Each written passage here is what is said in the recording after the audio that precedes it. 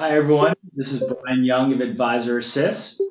Letting a few folks join us here, but I'm joined on my side with Connor Anderson of AdvisorAssist and Mike Byrnes of Byrnes Consulting.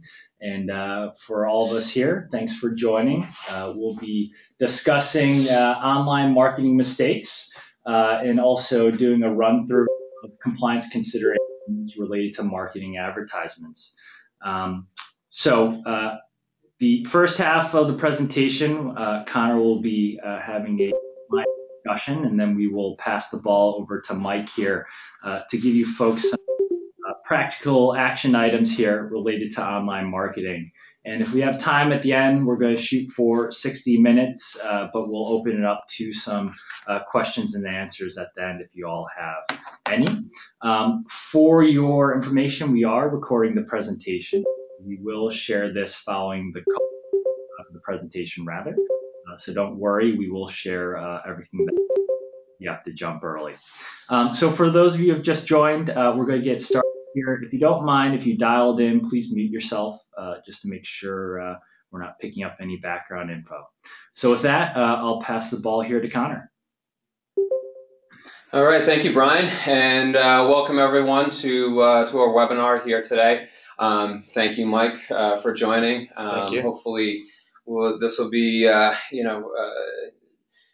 of value to everyone that's joined in, and if there's any questions, as Brian mentioned, on any of this content, certainly hold those questions until the end, or send an email to Brian or myself, and we will do our best to respond in a timely manner, as always.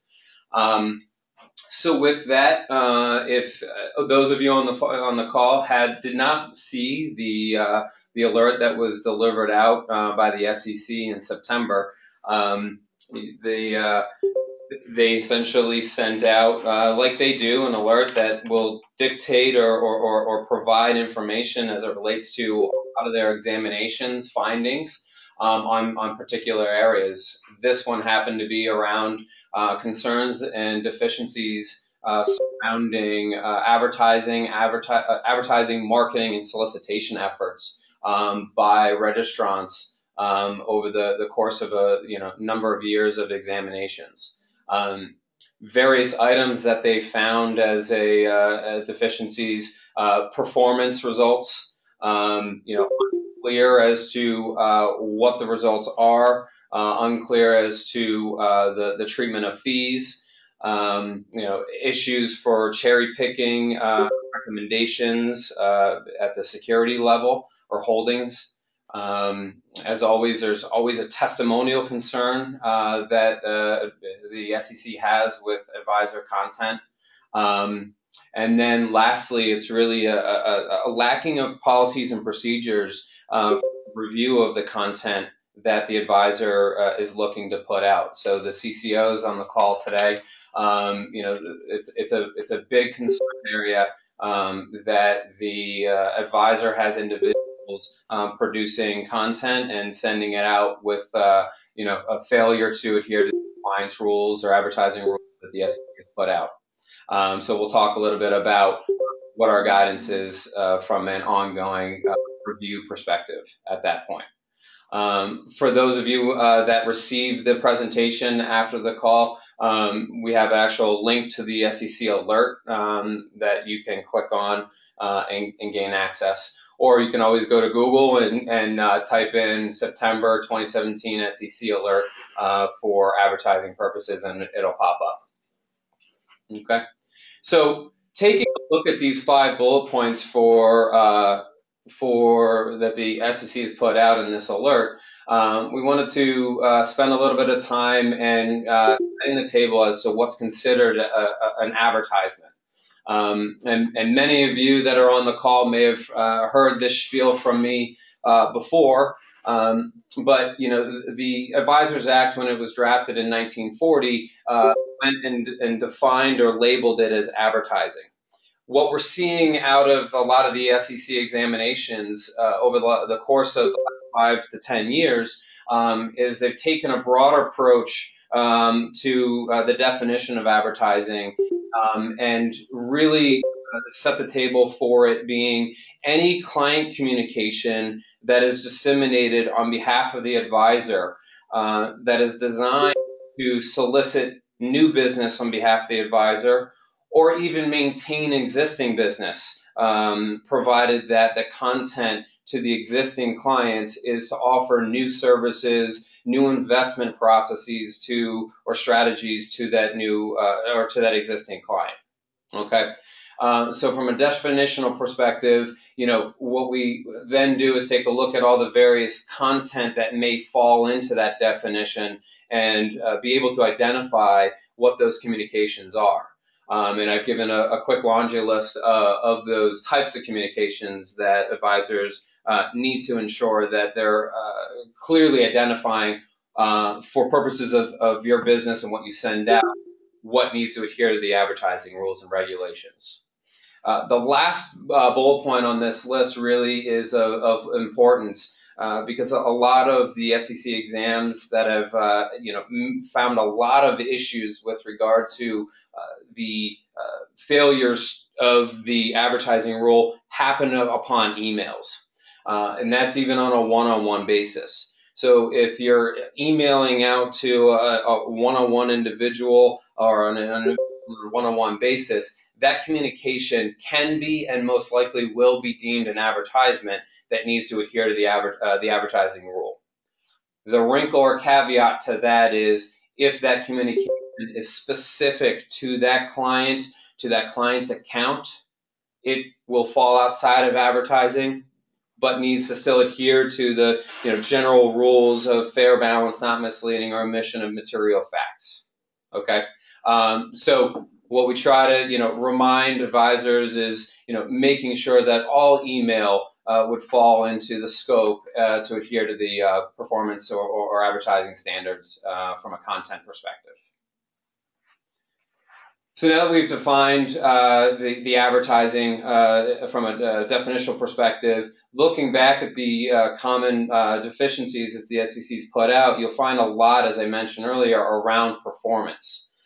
So with that, what we guide our clients and advisors on is to make sure that if any of your communication includes a level of performance or a type of performance in there, that it's treated at a very, very kid gloves perspective, so that you're ensuring you understand what the performance is, what disclosures are required for that performance, and making sure that you have backup information to substantiate that performance.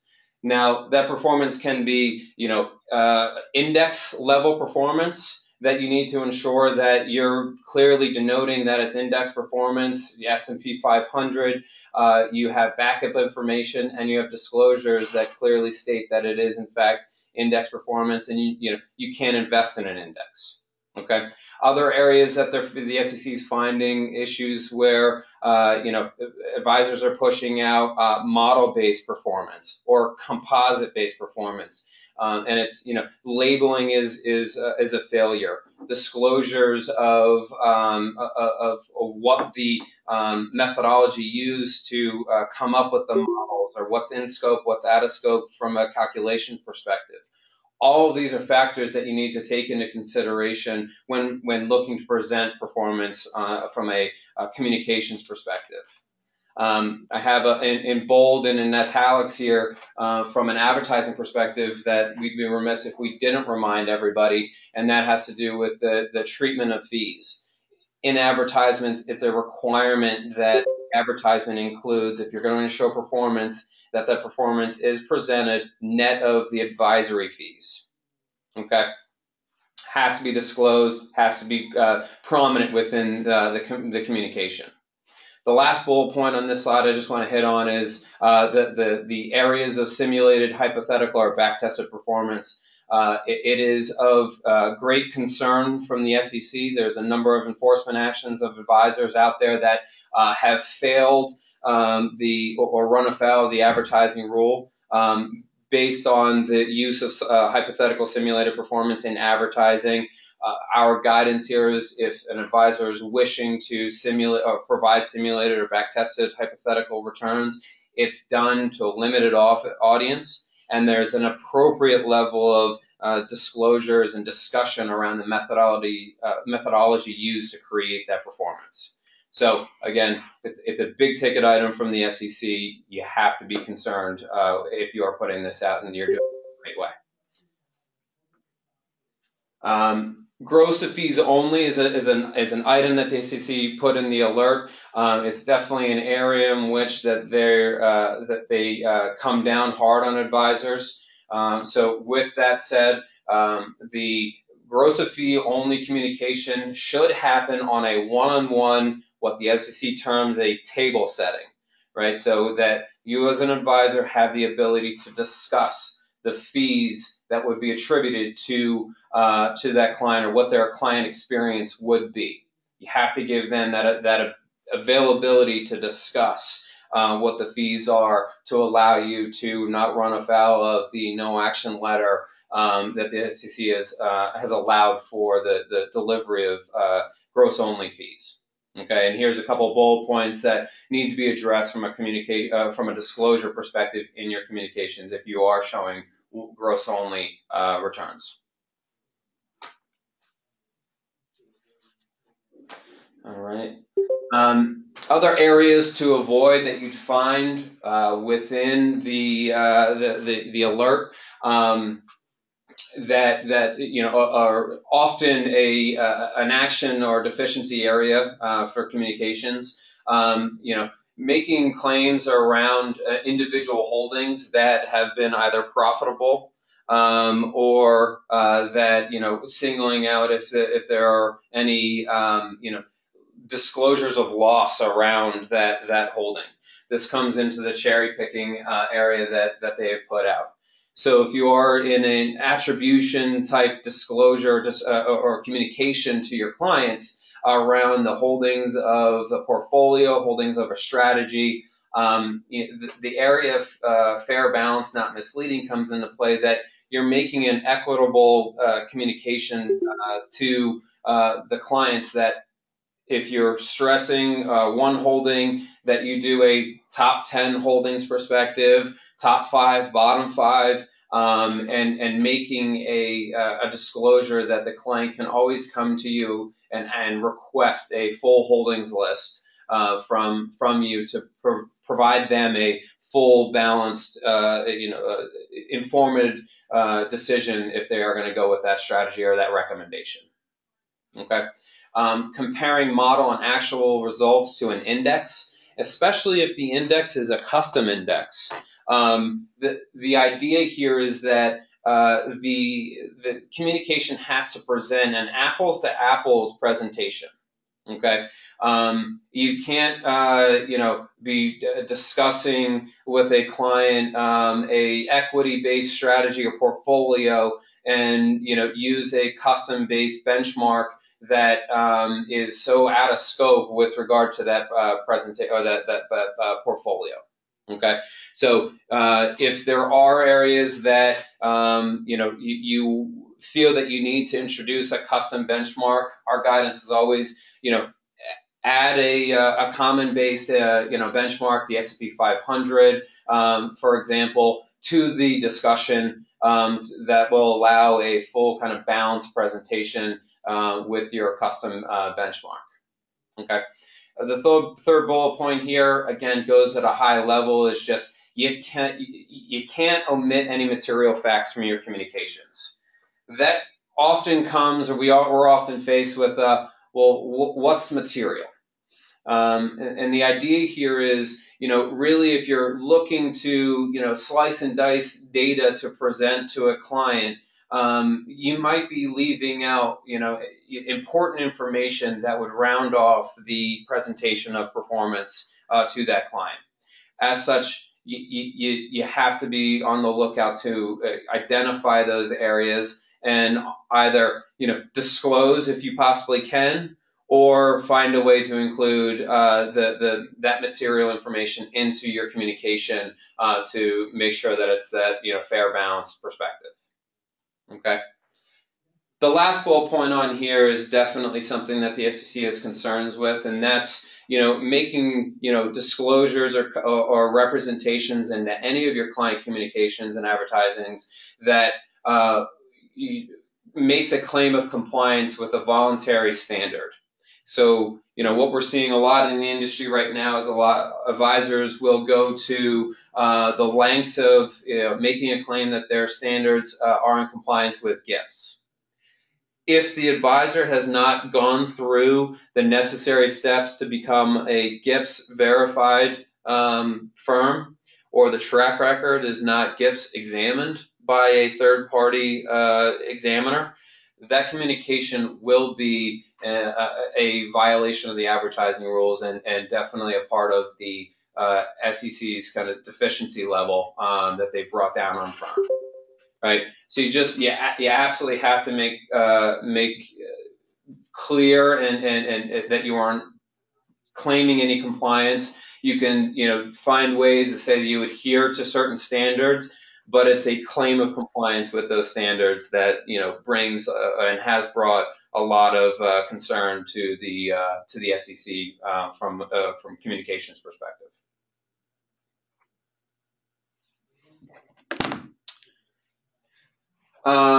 Let's see, next slide, Brad. So I've spoken a lot in my remarks here around the rules for client communications. But here's really kind of the laundry list of what you'd find within the Advisors Act advertising rule, which is the SEC 2064-1. And these are the 5 anti-fraudulent provisions that you'd find.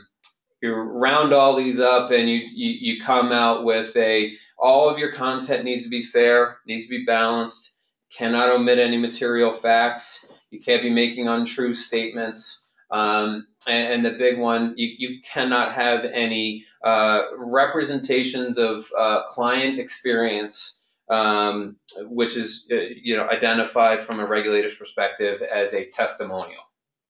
Okay. You can't state that any service that you're providing to a client is free unless the actual service is in fact free. There's been a number of items that the SEC has picked up from advisors in the past where, as part of solicitation efforts, they're touting free benefits, free services to clients that come on board, that at the end of the day, there's some sort of fee that's leveled on that client or that investor.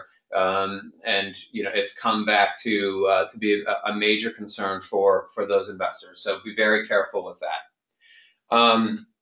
Treatment around graphs and charts and the like, is another area that the SEC looks to make sure that there's some treatment there. So when putting together these communications, you do a thorough job of labeling charts and graphs.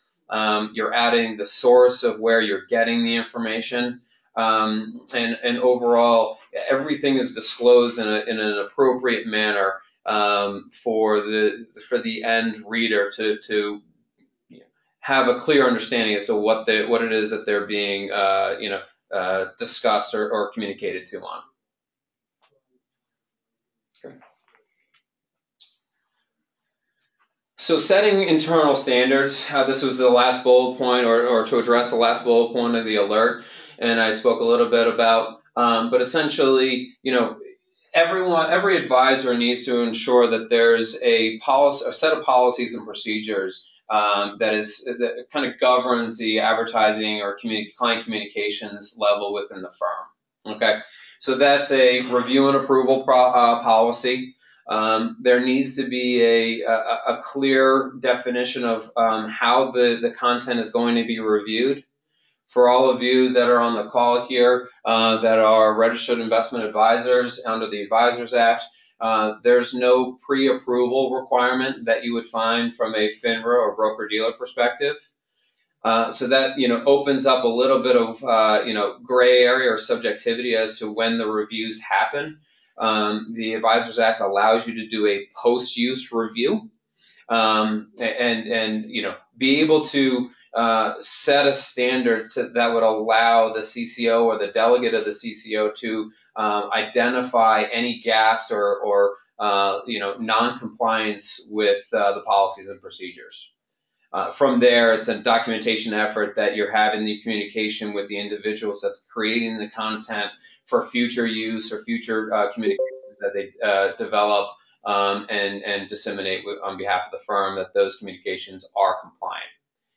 If upon post-use review there are material issues with the content, there should be a standard internally that a concerted effort is potentially made with reposting or recommunicating out to individuals that would have received content that doesn't adhere to the policies or the advertising rules that the SEC has put out. The second bullet point here is very key. Setting a performance calculation policy.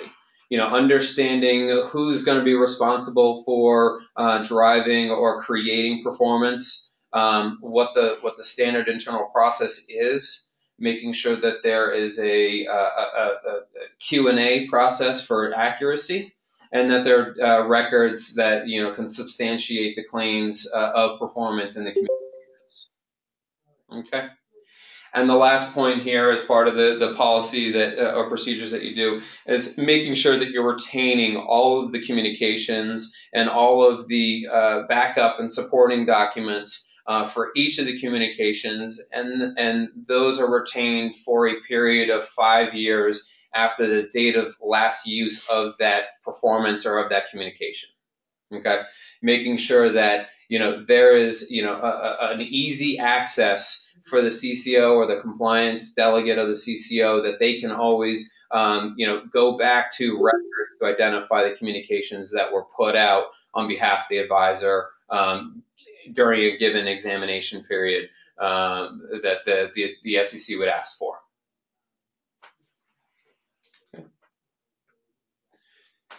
And the last slide, what you'll hear from me today, is just a laundry list of the SEC no action letters that have come out that kind of govern this space from an advertising perspective. And here's a quick synopsis of each of the no action letters. Some of these letters are dated back to the 80s. They are still remarked on by the SEC during current examinations that we're seeing our clients go through. If you're not familiar with these and you're a firm that produces a lot of advertising and marketing, do yourself due diligence favor here and make sure that you obtain these. You can always come to us. We can help you with that and understand truly what's being said within each of these no action letters as it relates to your communications that you're putting out. Okay. So with that, I'll turn the table over to Mike Byrnes here and let him run through. Great. Thank you very much. And again, we'll have the opportunity for questions on that section too at the end. I want to thank you, AdvisorAssist, and the two guys in the room here. It's wonderful to partner with you, and I really think a lot of what you guys do. And obviously, you can tell from the first half of the webinar some great information. My goal here is to help you guys avoid a few common mistakes. I think we have 11 mistakes that come around with online marketing. One of the things that we really see is before you even get into the specifics of online marketing, it really depends. We see a very good correlation with advisors that are successful and that are not with the business plan. And I think a fault of a lot of advisors is they're very smart people. You have to pass, you have to get designations or licenses or whatever it might be. So the group as a whole is very smart. And that I think actually becomes a detriment because they have all these great things in their head that if they had went to pen to paper, they'd be much more successful with their business. One of the things that I think the reason I put this quote up here is that if you begin with the end in mind, it really can help you figure out where you want to go. And we see time and time again that advisors haven't thought about where they want to be 5 or 10 years from now. And the reason I have the picture of the railroad tracks is, I like to say in that example is they didn't just start laying down the railroad tracks to hope they were going to get to where they wanted to be. They really had a destination, and then they started to put the tracks down. And so you should think about your business that same way. If you fall in the category of having a business plan, make sure that it doesn't just gather dust and sit there. Make sure that there's very actionable things that you're checking at least quarterly, if not monthly. Some advisors will go down to weekly or daily. You don't want to get too crazy, but you really should have some wonderful things to measuring. We'll talk about that in one quick second.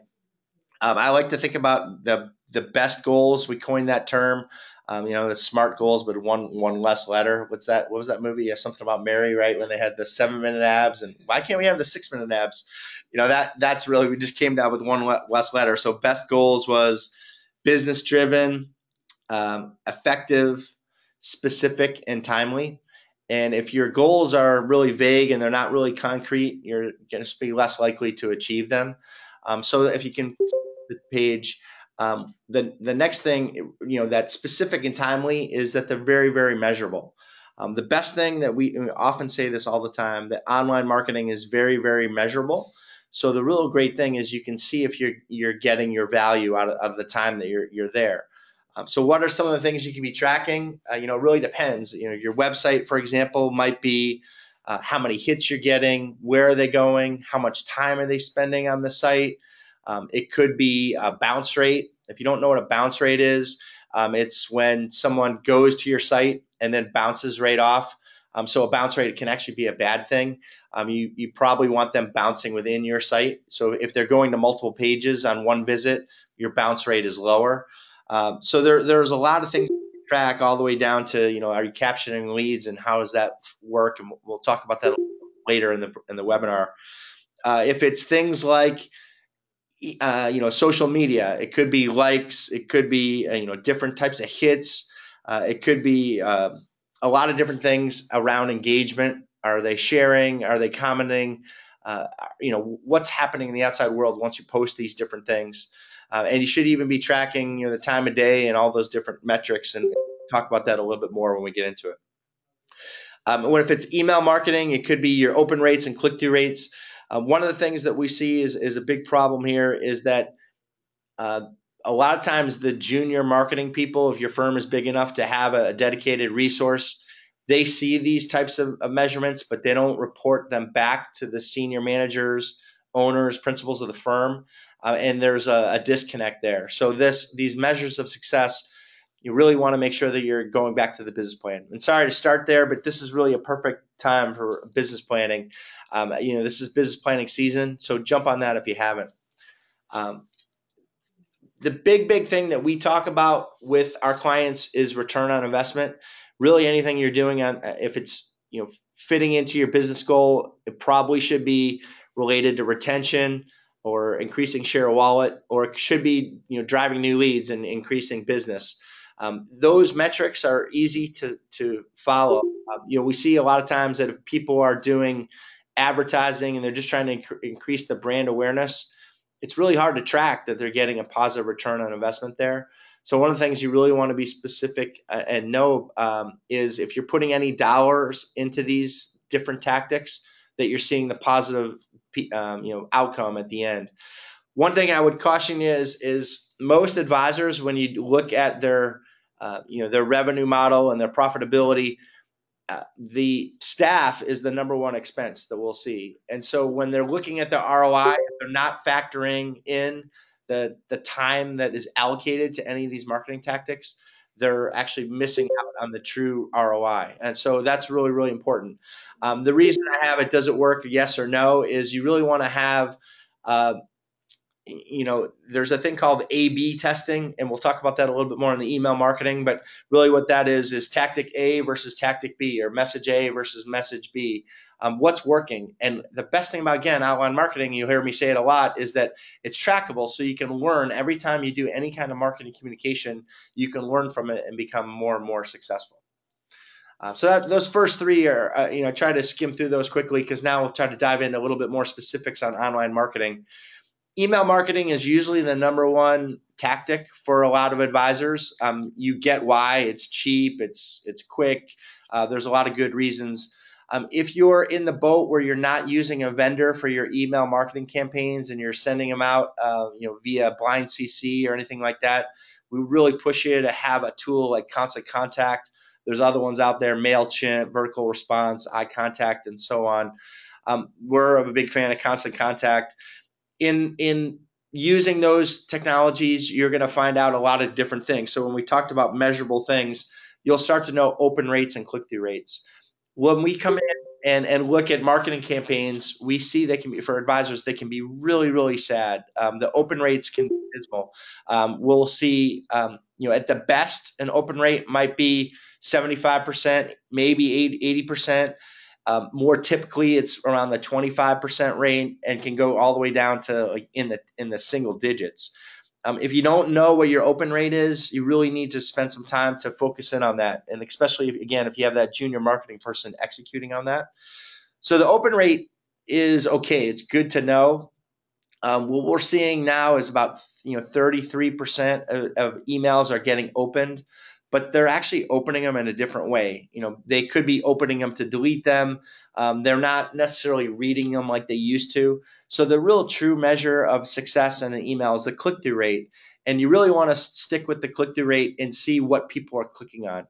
What's of interest? What do they take action on? What are they engaging? Some of the things that you'll notice on the open rate and how to improve that, the number one big mistake that we see is the subject head. If you think about it, if in this day and age, the average person's getting over 20,000 emails. If any of your recipients of your emails are business related, if they work, we're getting too many emails. So if you have something that says advisor newsletter, monthly newsletter, quarterly newsletter, and that's all it says, how boring is that? No offense to anyone on the webinar. You think about yourself as a national newspaper. If they just sent out the subject head as today's newspaper, how sad would that be? People wouldn't open it. You really want to get to the meat. If I'm a recipient, why do I want to invest my time and click on this?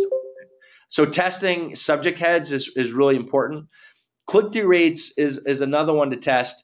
What we want you to have is measurable different components. So if you send out an e-newsletter, you should have multiple calls to action and test multiple different topics.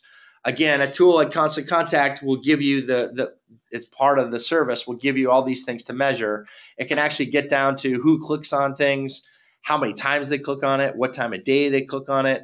And again, if you're really digesting all that information, you're going to be that much more sophisticated with your content moving forward.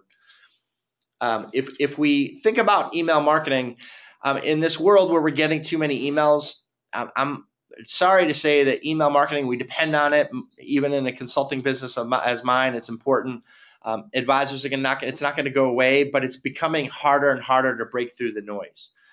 One tool that we found that works really well is called personalized video emails. And that really is a one-on-one email communication. Right now, a lot of people have the capability of that. You can flip over your phone and do a video and send that to any of your clients or even a prospect. If you do that, it can send a 20 megabyte file or more. It might not even get through if it's too long. So what this service is actually, we went and found a firm called BombBomb.com and created this program with them. So if you go to /Byrnes Consulting, we created 40 quick send templates that advisors can use. They actually call them challenges. And so what we found from an email marketing side is that if they see you, it's going to be more effective. So you get a one-on-one meeting is more effective than a phone call. You also will probably get that communication where they're seeing that one-way communication of you, and they feel like you're in the room, even though it's not an open dialogue back and forth. It's going to be more effective at what you're trying to get them to do.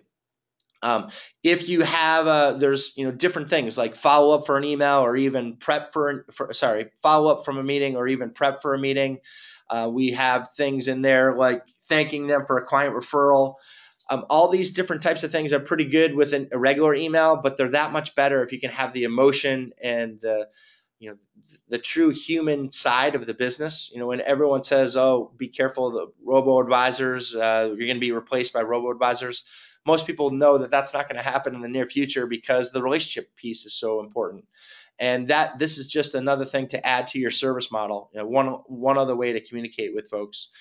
From a tracking standpoint, one thing I will say with if you put a personalized video email for you or something like that in the subject head, the open rates go through the roof because there's a real wow factor that people aren't getting these personalized video emails right now. So we've seen that on an open rate side, they're amazing. Also on the click-through rate, what happens is when you open one of these emails, it has basically like a little GIF. It'll show 3 seconds of the video and it'll keep repeating and repeating. If somebody sees that you're talking to them, they're going to want to click that. We don't delete our voicemails until we at least listen to some of it. So what we're finding is the open rates are off the charts from regular emails, and then the click-through rates are really amazing too. This can be wonderful, everything from singing happy birthday to your clients to remembering any milestone in their life, or just being in the moment. If you're at a baseball game, and they're a big fan of that baseball game or football or whatever it might be, or you see an amazing sunset on vacation or whatever, letting your clients know from a relationship side that you're thinking about them, and they'll really appreciate that. I don't want to, oversell this, but this is one cool technology that's really working where email as a whole is starting to slow down.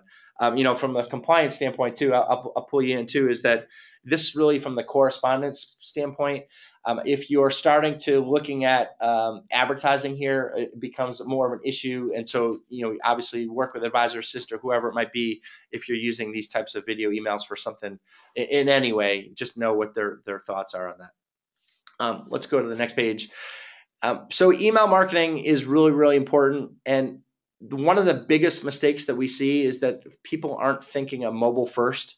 A tool like Constant Contact will allow you to see how people are opening your emails, and it can be an eye opener for many to realize that even if they have older clientele, that they're actually being opened now on mobile devices. What we'll see is that at least half of our clients will start to see that mobile is dominant or a very close second to the desktop. The problem is most of the firms that we work with are communicating like their audience is opening it on the desktop. The graphics are not working on a mobile device. So think smartphone when I mentioned mobile device. It could be a tablet too, but think of even the smaller screen. It could be that they're putting in too much content. We call it digestible content. You want to make things snackable. You want to make them really easy for these people that are basically opening emails at a really high rate, but we're digesting emails in a much different manner. So your content strategy should be really reflective of that. We're talking about email marketing right now, but also anything that you're doing, the social networks kind of have it taken care of for you. They know mobile is important, but is your website mobile friendly? If it's not, you have to invest $1,000 to $10,000 next year. It's really a bad first impression. We're in a referral driven industry. If your clients get a lead from somebody, if your clients give a lead to somebody and then that person that you don't know does the research, because now they're going to research you before they call you, email you, or walk into your office, and they're getting frustrated with the mobile experience, you might have lost a prospect. That prospect will probably go to the next person to ask for another referral. So even in a referral driven industry, the website is now getting a huge assist. So make sure, when they're doing that research that you work on any device. It's really, really important. So this statistic from ComScore, and I'm always tracking these, is showing that more and more people are getting, the main way that they're digesting the internet is through the smartphones. We're addicted to these things. The statistics are amazing. So make sure your marketing strategy is thinking mobile first, not second. One of the big things that we'll start to see is that advisors don't quite get that they're now in the publishing business. And if you have a website, it's probably your number one marketing spend, and you should be investing in that. But if your website is that Web 1.0, which was those standard cookie cutter pages, what you now need to start to think about is that's pretty good, but people really want to see you demonstrate your expertise. And you want to start to show that through content. and you want to have that. The real nice thing about having fresh content is that if Google or the other search engines are comparing your website versus another website, the one that has a lot of the fresh content that uses the right keywords, etc., is much more likely to show up higher in the search engine rankings. So again, when a firm does the research to find you, hopefully they're finding your company name or you personally, but are they actually finding you for other key terms? And if you don't have a great fresh content strategy from an SEO standpoint, that search engine optimization, you're really going to be suffering. And this is another thing that should be tracked, and you should have some measures for success here and know what's driving the traffic that could go there. We are a real big believer in using a tool like Google Analytics, which is free. Google is amazing that they offer this for free, and knowing what, again, those measurable items, what are people interested on your website? What are they clicking on? Beyond your homepage and your contact us page, what's of interest? One of the things that might not apply to you, but applies to 98% of the firms that we work with, is that the About Us section, those bios, are usually in the top 5 of things clicked on. So really know, why are they going there? And the basic is that humans want to work with humans. So if you learn these types of things from Google Analytics, how do you take that and put it into action? Well, guess what? If they think your bio page is your number one thing and they're clicking on it the most, why is it a drill down page, or some people call them sub pages? Why is that not lifted up to the homepage? Why do you not have a slideshow going through and bringing that human element to the front? And so that's a real big thing that you want to do, and actually start to learn from it. If you have different pieces of content, what is your audience interested in? And actually, not just Google Analytics, use your email and social media metrics. A lot of the social networks also have metrics that you can track and learn from it. If you're going to have a content marketing strategy and you're going to be a publisher, that's an expense, because you're taking the time to do it, whether it's internal or whether you're external, using it external. So you really should know what's of interest. If you're a firm where the main reason that your clients work with you is around the relationship side, evaluate your whole marketing strategy and know, are you pushing out that relationship related content? If a prospect's checking you out, for example, and they are philanthropic in nature, and most wealthy people are you showing some philanthropic effort that you're doing? Are you showing that personal side, where somebody that's evaluating whether they work with you or not, where they're actually starting to build up a personal relationship? One of the things that you'll start to see is it's content and publishing isn't just words. I always say this, there's too many words in the world right now. Everyone can be a publisher. So how do you break through the noise? I thought this statistic was really interesting, is that, there's a major impact on the way that we learn. Most of us are visual learners, and the way that we remember things, a picture can help you with effectiveness. You really have to have a visual strategy, and that goes beyond the things that we see in this industry, which the gears, the compass, the lighthouse, all those kind of typical branding things. The next thing that we see are the pictures of your potential target market. So the multi-generational family, all wearing the white khaki pants, walking on the beach, all that kind of stuff is okay, but you really want to be that much more effective. You want to go down and relate the pictures to the content. If you're sharing, for example, on LinkedIn, and you have a related picture, that picture is really what catches the eye and what gets the clicks. There's all kinds of statistics from LinkedIn that you're drastically improving your social strategy if you have a picture. Same thing with Facebook, although Facebook's more social in nature, you really want to have a really powerful picture. The other thing that I would say around a visual strategy is don't forget videos. There's a real big push in video marketing, and there's a reason for it. It's just the way that we're digesting content. We really want to start to think about, what are the videos that people want to watch? What's the time frame that they'll watch? Is it 90 seconds? Is it 15 minutes? You should know this. All these metrics will allow you to be more successful about your videos. If you're pushing out videos, one of the things that people are hesitant to is especially if it's the video on your homepage and it's your branding video, that can be expensive. but some video is better than none. So even if you're just flipping over your phone, you're using an iPad, you eventually want to have a video strategy and grow that out. This is a perfect time to look for interns or people in college or even high school that have breaks over the holidays. Bring them in and do some videos that have a long shelf life. Then you have a lot of great content to share throughout the year. One major mistake that we see with a lot of websites is that there's no lead funnel. So this is kind of the more advanced thing. How are you tracking the content, getting the hits, but is it delivering what you want it to do? So this kind of goes back to the major, that first thing of having the plan. So growth is one of your major initiatives. How do you prove out that your website and all the resources going into it are actually working? Having a lead funnel is very, very important. In marketing lingo, we call it having a freemium. That's really a giveaway that teases somebody into sharing their email address. In a world where nobody wants another email, how are we capturing their contact? Their phone number or their email is really important, of course, with their name. What are you doing to tease them into doing that?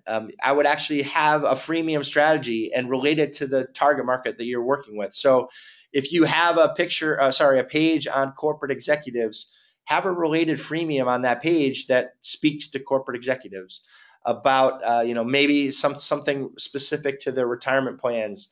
What could that be? How are they complicated? If you have a page on widows, have something on how to prepare for someone dying and what does it look like 2 years after you're a widow. Whatever that content is, create a little teaser and be a little sensational with how you word it, so people are going to, again, want to trade your email. I'm cruising through because I want to make sure we have questions. The last slide that I have here is start to integrate all this stuff. So you have a lot of great measures for success. The real hub to your whole strategy is that fresh content on your website. So the website has those core cookie cutter pages, but that's not going to regularly drive traffic to your website. The fresh content is, and then you want to share it. One of the big flaws that we see with the sharing is that it's happening from a home office perspective. So maybe one person in the office is doing the sharing, but you really want to create these brand ambassadors, and with Advisor Assist, education, know what you can and can't share. If they are going to be sharing on social media, they almost need basically like a media training. In the old days, there was a handful of people that got the media training because they were going to be talking to the press. Well, think of social media in a similar way. It might not be talking directly to the press, but it is in some ways because it's all out there and the press could pick up on it. So make sure that you do create these brand ambassadors and teach them not just the compliance rules, but also your brand standards. Last year we saw, people on Facebook going crazy around politics. And that's the kind of stuff you want to also be cautionary about. If people are representing your firm, you want to make sure that you reel them in. But all this stuff is integrated, and basically they call it the World Wide Web for a reason. There's more, all these spider webs. The more things online pointing to your site, the more ways you can catch that fly. Which in your world, the fly is the prospect. So the more things out there, the better. And so hopefully this page gives you a little sense of how you can pull that all together. I know we want to make sure we have time for questions. So if you go to the next page.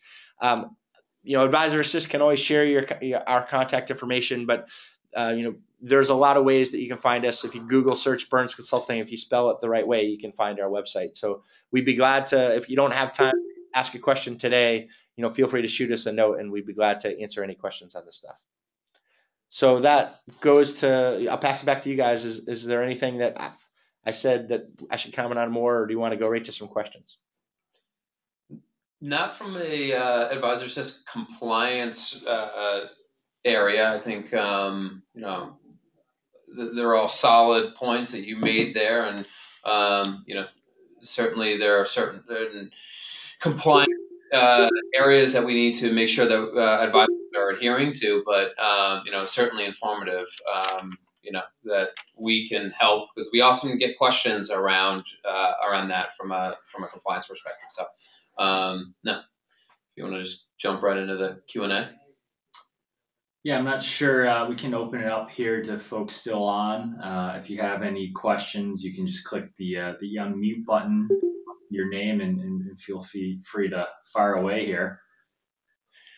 while we're waiting for that, we were talking about before everyone else showed up that I had one question about endorsements on LinkedIn under the skills section. You want to talk about that? Or? Yeah, I mean, that's definitely one of the areas that, listening to your section of the webinar, there's obviously a major trend to using social sites, social profiles on behalf of the advisor, whether it's an advisor's profile or an individual who works for an advisor's profile. There's treatment of that content, that medium that needs to essentially abide by the advertising rules and regulations. That's supervision of that content. That's making sure that you're providing appropriate level of disclosures. But then it's also to your point, Mike, it's, making sure that, there are things that, aren't allowed to be happen that are turned off. That's endorsements. Asking for people to like a Facebook page or LinkedIn. These are all areas that the SEC has come out in multiple situations, but they haven't officially put an alert out here. But these are all deemed to be testimonial-based activities, based on the fact that it's one person's experience with that firm, with that advisor or individual investment advisor representative on that topic can be deemed a testimonial from a regulator's perspective. So again, there's a level of treatment that needs to happen from a compliance perspective as it relates to social activities. Any other questions? I will take the silence as a no. Any other chat?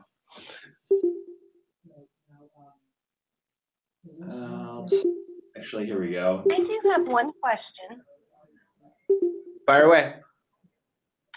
Will the slideshow be available afterwards? I was on the phone with a client, so I missed probably the first 10 or 15 minutes. Will there be a way that I can go and get those again or re-watch the first couple of minutes that I did miss?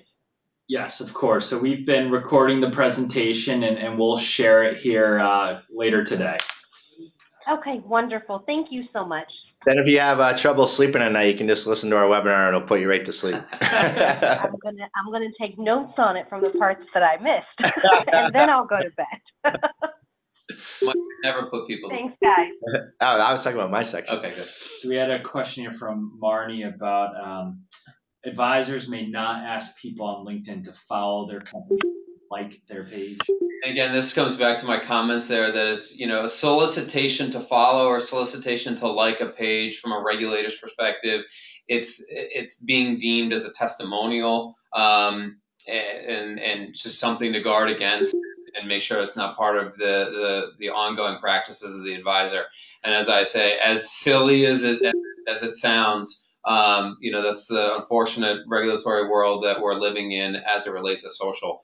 Hoping to see a little bit more, guidance or no action on this from an SEC perspective in the future. But as it is currently, those solicitations for likes, like I said, is being deemed as a testimonial. I have to say that the SEC has to update that at some point, because to like a Facebook page basically means to follow it, and if you don't like it, then how do you get the information? Right? Yeah, I mean, there is a communication that the SEC has put out as it relates to social media and the treatment of testimonials in an alert. Yeah. And as you read through it, they are very careful not to give very specific guidance here, but the interpretation that us on the regulatory compliance side, and there's a ton of legal docs out there and communications out there that are guarding advisors to be careful around this space, because there's just not a clear-cut answer or treatment of these activities from the SEC's perspective to take it outside of the realm of the testimonial. To this date, no one has gotten in trouble for no audit. There's been millions of audits, or thousands of audits. Yeah, right? there's no enforcement action that I know of in this space. again, I think that there's been very, very few advisors out there that are willing to push the envelope here, and something like this wouldn't necessarily be triggered as a for-cause exam. This is something that the SEC, in my mind, would happen upon during an examination. And if there are other issues that the advisor is doing, and they can put this on top of the fire, they would. Yeah. So another question, this may be more towards you, Connor, but are there any, I'm assuming, compliance issues surrounding the purchasing of email lists from email list providers? It's a really good question. I think off the top of my head, I don't necessarily see any issues here that's coming to mind. The only thing here is just making sure that whatever this list is capturing or providing, it doesn't contain any sensitive information of other individuals, that you have the authority to use the content or the data within that list from the provider, and that you're not running afoul of any security concerns there. From a marketing standpoint, buying lists can be a little risky. Let's say you're using a tool like Constant Contact and you upload 1,000 or 10,000 emails. It's really a permission-based world. So what reason we like Constant Contact so much is they police all their clients to make sure they're not spammers. There's canned spam rules out there. If you don't have permission to mail to these people, email to them, what you might find is that a bunch of them label you as spam. They click you as spam. Constant Contact and other vendors can then basically kick you out or freeze your account, because they don't want, there's a big thing about deliverability. They don't want their tools to not be successful for all their clients. So just be cautionary about that. If you are not a canned spam person, just Google it and you can find out what those rules are. If you're sending out blast emails to lists, you have to have the ability for them to unsubscribe usually at the bottom of the email. So be cautionary there. One last little business tip on buying lists is rarely are they effective, but they can be. So if you have a really refined target market, and the person that you're buying the list from or the company that you're buying the list from is reputable, it might be worth the risk. But use all the ROI stuff that we talked about. Just make sure you're getting a positive return on your investment for doing that such a thing. Great. Well, I think that's all the questions we have. Again, we'll be sharing the deck and the recording here, so you all will receive that via email. And again, thanks, Mike, for joining us. Thanks, Connor. And if anyone has any further questions from here, feel free to give us a shout. Thanks again, everyone. Have a good rest of your day.